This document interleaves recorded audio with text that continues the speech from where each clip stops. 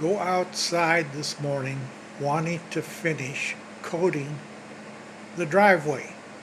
The weather's still iffy, on and off drizzle, rain, breaks of sunshine.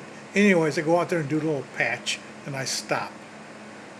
Want it to dry before rain hits it and it all runs down into the sidewalk. So I'm working out there and I hear this buzzing noise like a fan. It's loud. I turn around and I look up and there's a drone above me off to the side and is obviously looking at me. I was under surveillance by some drone.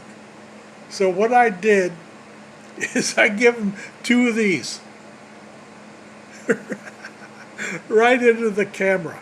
If it's the government, I don't care. Whoever it is, I want to let them know this is for you, drone operator.